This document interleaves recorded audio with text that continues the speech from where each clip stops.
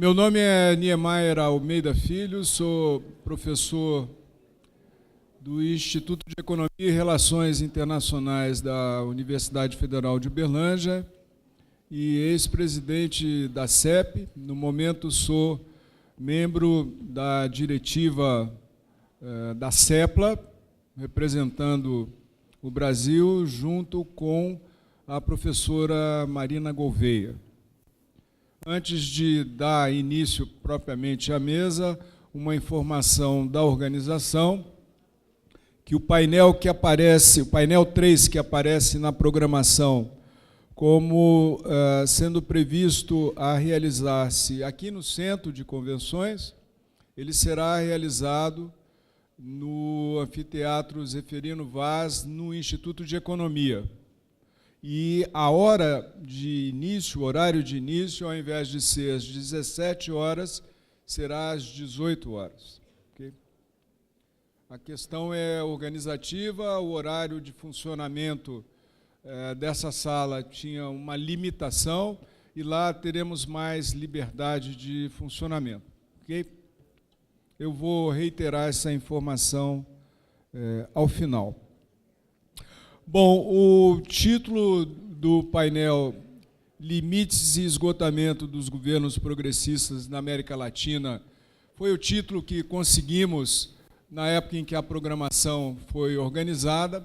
Certamente há qualificações a fazer a essa referência de governos progressistas e eu acredito que os expositores de hoje certamente tratarão desse ponto, né? A apresentação, tanto do Júlio Gambina quanto do Antônio Elias, conversei com eles a respeito de detalharmos essa referência e acordamos que ela bastaria ser a seguinte, né? Antônio Elias é um professor de economia, agora já cumpriu a sua fase, digamos, ativa, é um professor aposentado, porém de grande ativismo, seja intelectual, seja em movimentos sociais. Eu, que o acompanho há muitos anos, vejo Antônio Elias na sua fase mais produtiva do ponto de vista intelectual. Quase que toda semana Antônio produz um paper. É espantoso, mas é isso, né?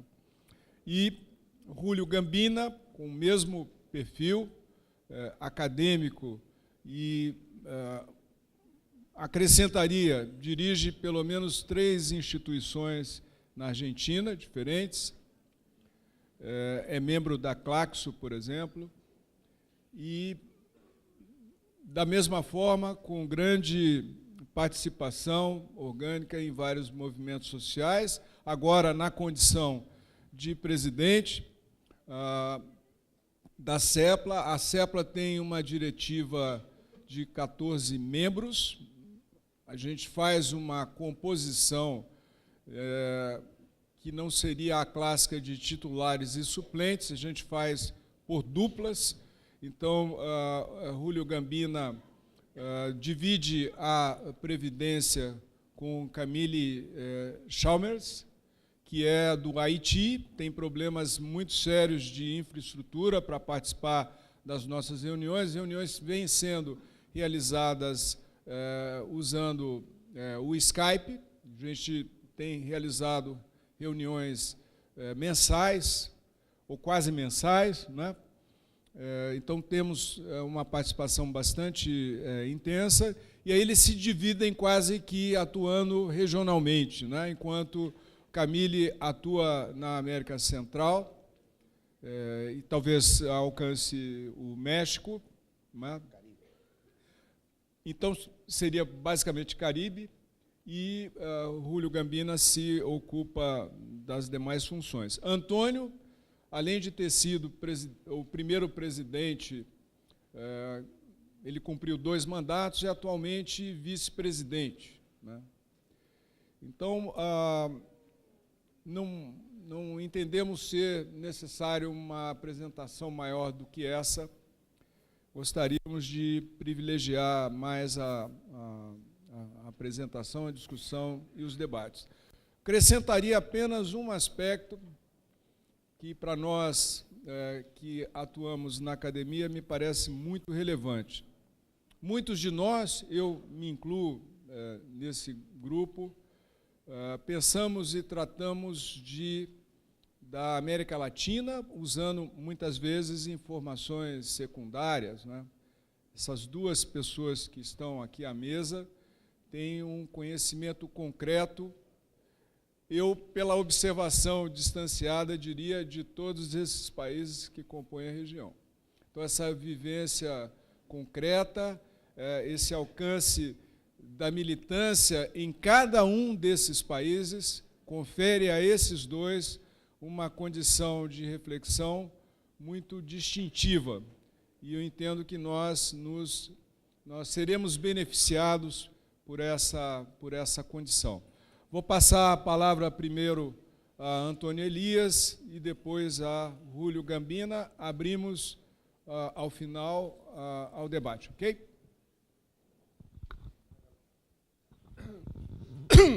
Bueno, buenos días a todos. A los que dominan español, seguramente les puede parecer un poco lenta la presentación, porque voy a hablar en español, voy a presentar estos slides en español y voy a hablar despacio. Estoy ya acostumbrado de venir acá y yo me voy muy contento de que dije todo lo que quería decir, pero nadie me entendió. Y como esto está siendo transmitido a otros compañeros en toda América, disculpas por atenerme estrictamente al texto. Voy a leer cuidadosamente lo que preparé especialmente para ustedes. El título ya lo ven.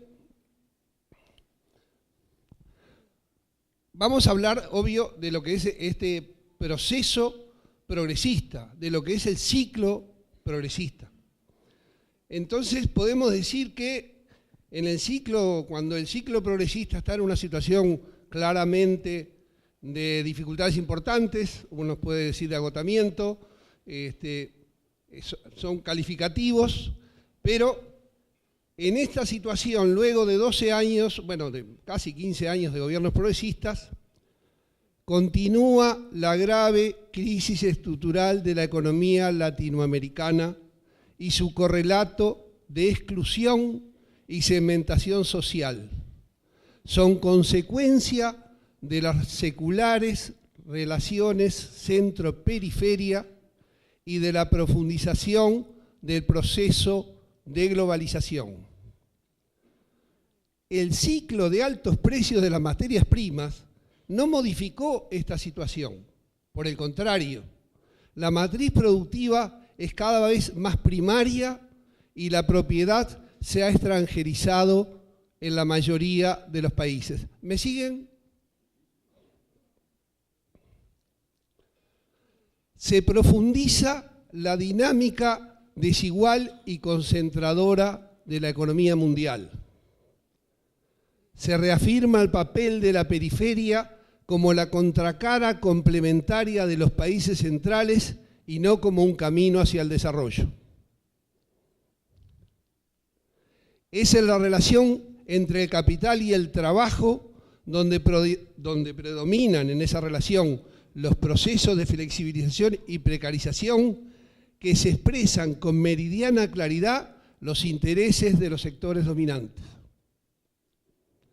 Los bajos salarios, el desempleo, la segmentación social y la exclusión son producto de una desigualdad estructural que se profundiza con las políticas de liberalización de los mercados.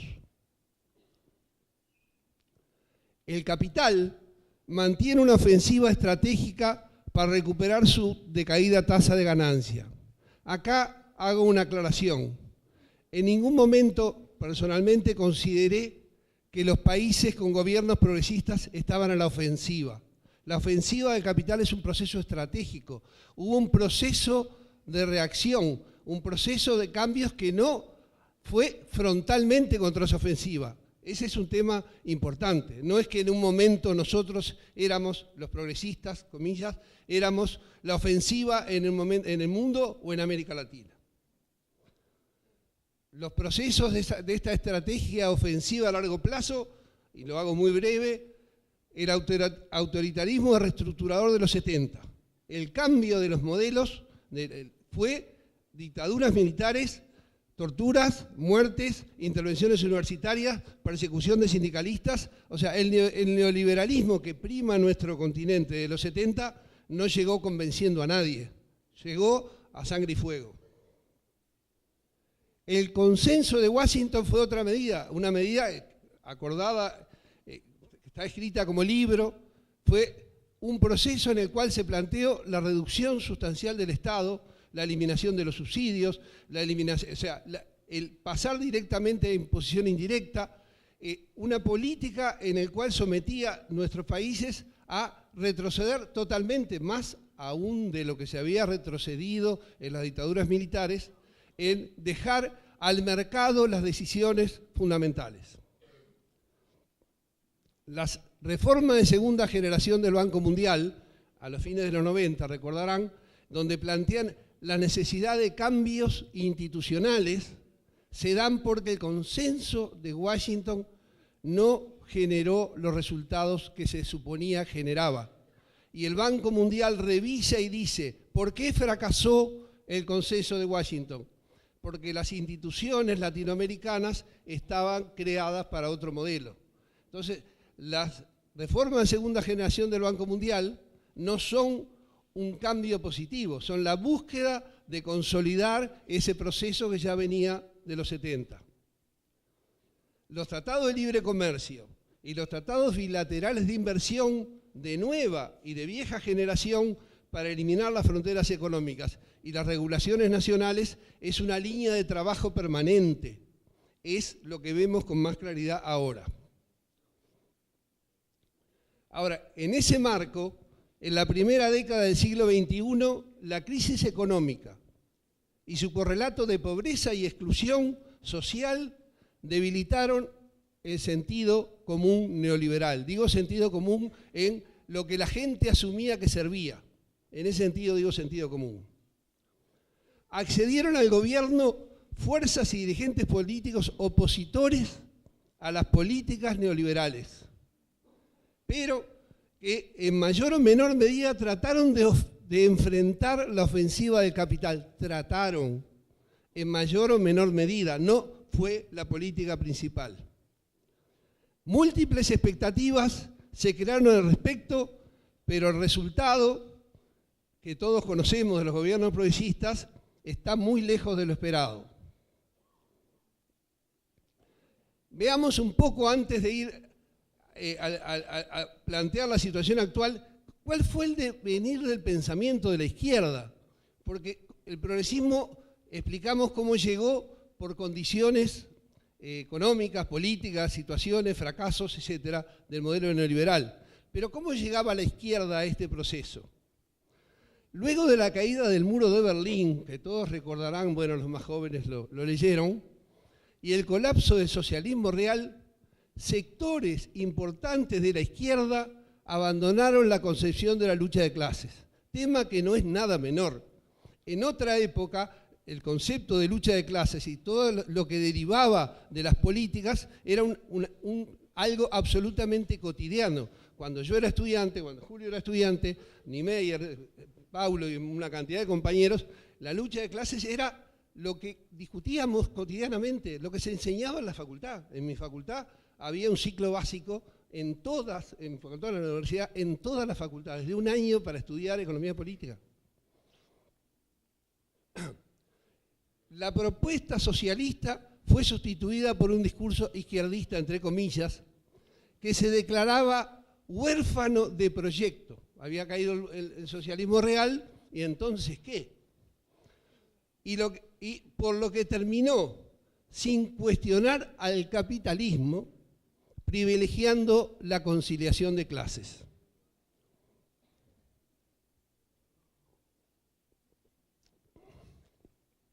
La lucha por una democracia social y económica, ese era el objetivo, resumía y sintetizaba esta perspectiva izquierdista respecto a una democracia política burguesa que se limitaba, en el mejor de los casos,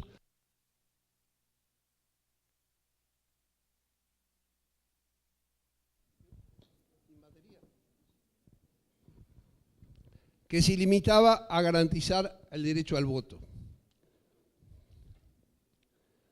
El proyecto de izquierda se transformó para muchos en mejorar el nivel de vida de la población, sin redistribuir la riqueza acumulada, que es una de las características principales. La riqueza acumulada no se redistribuyó. En algunos lugares se mejoró la distribución de la renta, pero no se avanzó directamente contra el capital en la mayoría de los países. Esto se hizo a través de una profundización del modelo del capital. El progresismo caminó estrictamente dentro del sendero de lo que permitía el capital. La conquista del poder, que era un objetivo revolucionario, y una salida anticapitalista, que supone una ruptura del statu quo, quedaron de lado. No solo como práctica sociopolítica, limitada por una determinada correlación de fuerzas, no todos los días se puede hacer una revolución, no todos los días ni todos los días ni todos los años hay espacio para eso, sino como sustento ideológico. O sea, se perdió ese objetivo, no porque no lo podemos hacer ahora, sino porque no está ya en el plan estratégico, sino como sustento ideológico de muchas organizaciones de la llamada izquierda. Todo esto, por supuesto, con diferentes énfasis y niveles de profundidad en cada país. En la primera década de este siglo, como contrapartida a la ofensiva neocolonial del capital y en el contexto de una importante crisis económica, los partidos de derecha fueron derrotados electoralmente por fuerzas políticas con raíces en la izquierda e importante base social en los trabajadores y en los pueblos originarios. No eran partidos que salían de la nada. Pero en los caminos de acceso al gobierno, léase campañas electorales, fueron cayendo y quedando de lado muchas banderas del programa histórico, bajo el supuesto, nunca demostrado, de que no eran convenientes para la acumulación electoral. Se asumía así el axioma politológico, entre comillas, de que las elecciones se ganan captando el centro del espectro político.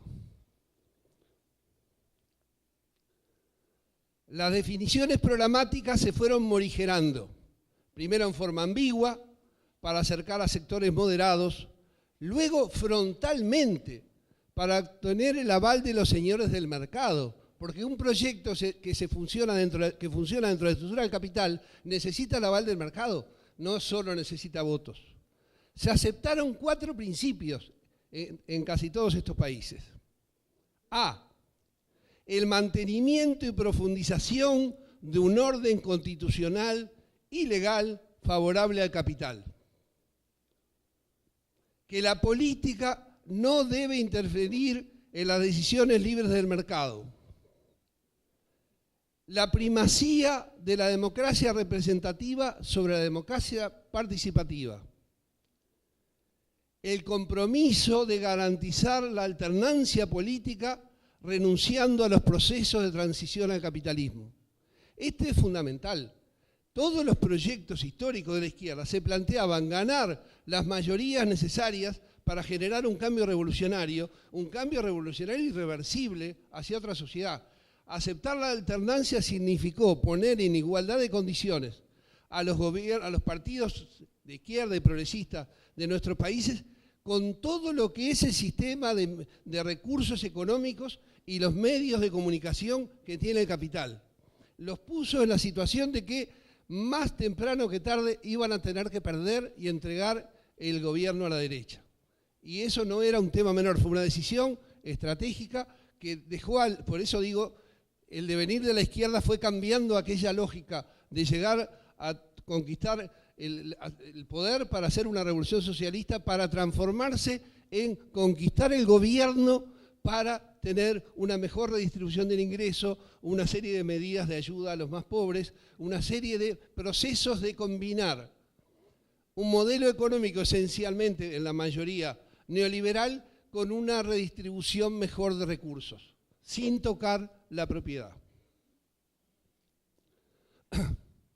Cuando los gobiernos progresistas asumen en su práctica dichos principios, entre comillas, e impulsan un concepto que ustedes tienen muy claro, la humanización gradual del capitalismo, renuncian en los hechos a los objetivos históricos de la izquierda.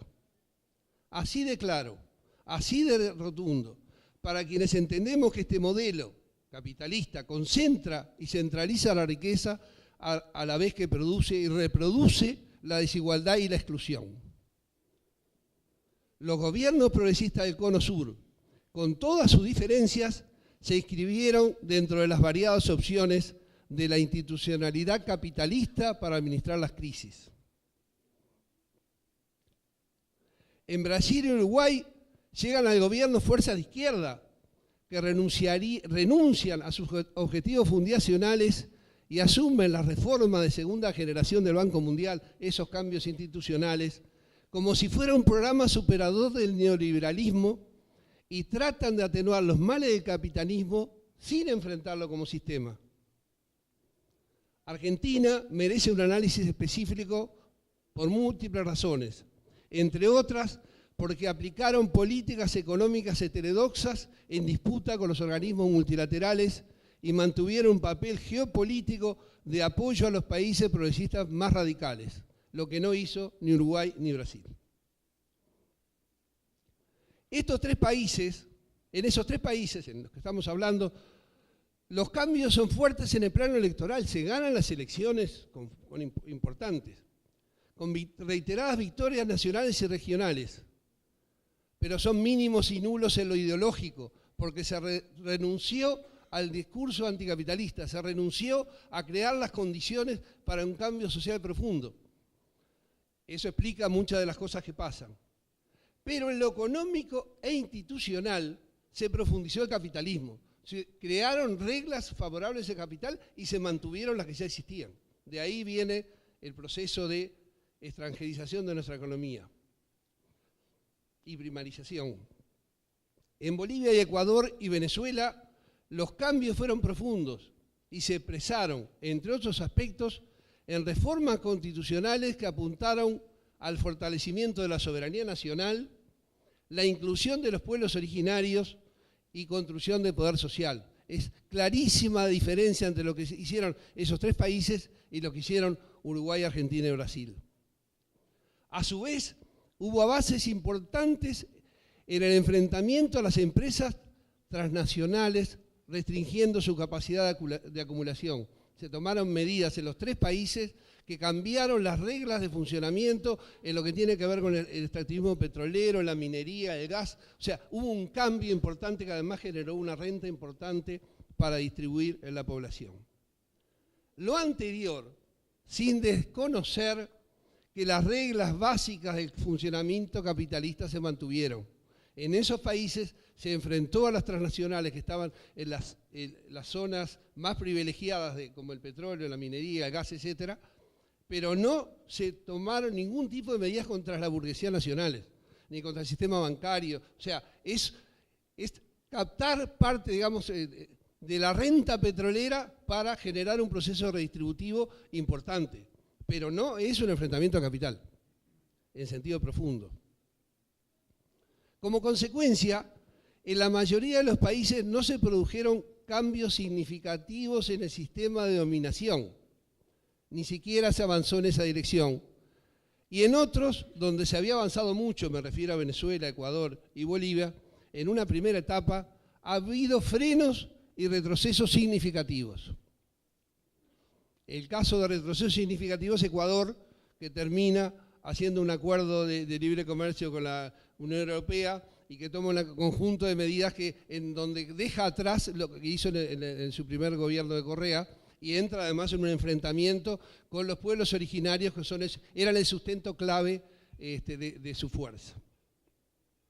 Todo ello en el marco de una heterogeneidad de situaciones que transformó el concepto progresismo en un gran paraguas que cubre a gobiernos cuyos procesos son muy distintos en contenido y profundidad. Decir progresistas es decir casi nada.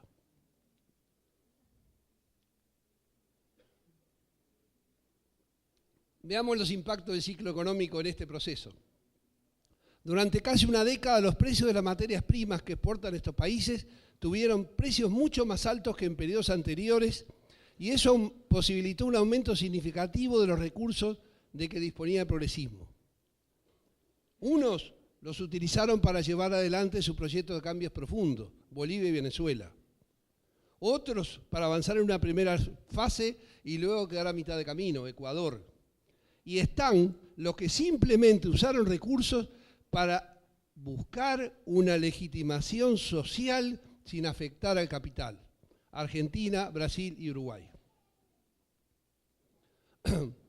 La caída de los precios de las materias primas, la recuperación del valor relativo del dólar con las consiguientes devaluaciones y el retraimiento de la entrada de capitales afectan económicamente y desestabilizan